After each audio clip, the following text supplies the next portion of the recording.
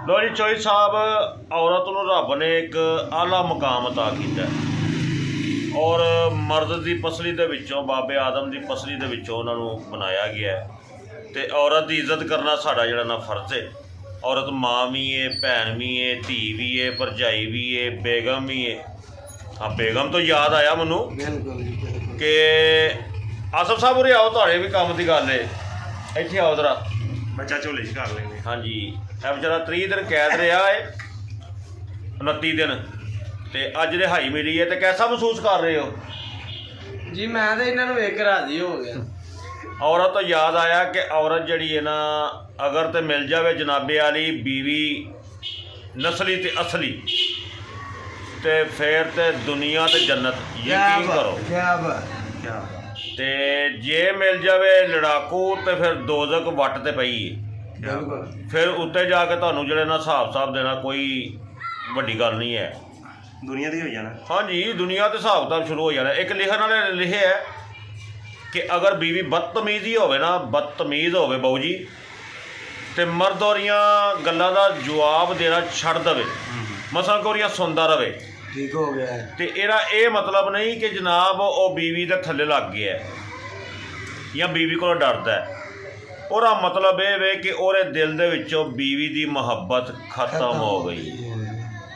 वड्डी गल है, वड्डी गल। कितनी आला गल लिखी है। आ यकीन करो, मैं तुहानू अपनी बेगम की गल सुनाना। आ कट्टा वखरा खुल गया जी। हालात खराब सन, जिहदे पता तुहानू कारोबार है को नहीं। हाँ जी। तो बेगम मेरी कहे सवेरे सवेरे मैं उठिया परेशान, 10 रुपये मेरी जेबी च, तो मैनू कहती ये भरिया लोका बड़ा परेशान है, तो तू इंज करना आलू लै आ, हालात नहीं तेरे ठीक, गोश्त जोगे पैसे नहीं, आलू लै आ तो 100 रुपये वाले आलू पका के गुजारा कर लांगे, आटा घर है। मैं कहा चल ये तो तेरी मेहरबानी है। वो सब्जी वाला फीरा नहीं, हाँ जी। वो यार है अपना।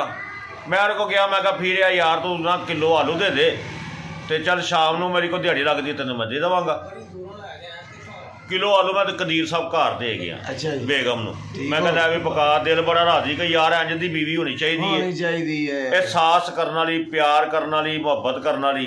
बिल्कुल। मैं चले गया काम ते, चलो अल्लाह अल्लाह करके शाम पै गई, रुपया 350 जनाब मैनू ना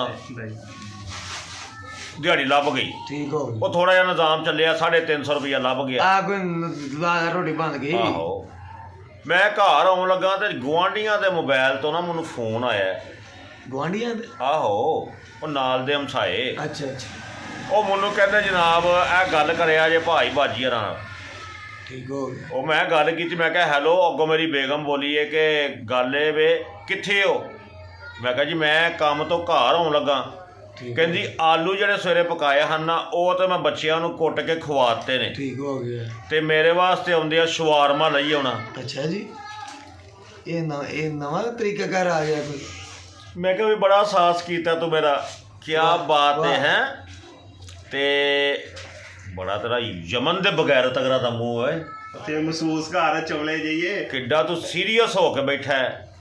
नाई है भाई अजकल आकड़े है, दिहाड़ी लगी है दर्जियां दी ते दी ਧੌਣ ਚ ਸਰੀਆ ਹੈ, ਇੱਕ हाँ ਨਾਈਆਂ जी। ਦੀ, ਇੱਕ ਕੱਪੜੇ ਵਾਲਿਆਂ ਦੀ, हाँ। ਇੱਕ ਕੱਪੜੇ ਸੀਨ ਵਾਲਿਆਂ ਦੀ ਧੌਣ ਦੇ ਸਰੀਆ ਸੀ। इस टाइम सही है भाई, ठपलटू कमाए ने, ठपलटू ਪਲਟੂ ਕਮਾਏ ਨੇ। ਤੇ ਜਦੋਂ ਤੁਹਾਡੀ ਵੀ ਬੁੱਢੀ ਤੁਹਾਨੂੰ ਕਹੇ ਨਾ ਕਿ ਭਰਿਆ ਲੋਕਾਂ ਮੈਂ ਤੇਰਾ ਸਾਸ ਕਰਨੀ ਆ, ਆਲੂ ਲੈ ਆ, ਤੇ ਸ਼ਾਮ ਨੂੰ ਸਮਝ ਲੈਣਾ ਸ਼ਵਾਰਮੇ ਦਾ ਆਰਡਰ ਜ਼ਰੂਰ ਆਏਗਾ। ਹਾਂਜੀ ਹਾਂਜੀ। ਤਗੜੇ ਹੋ ਜਾਓ।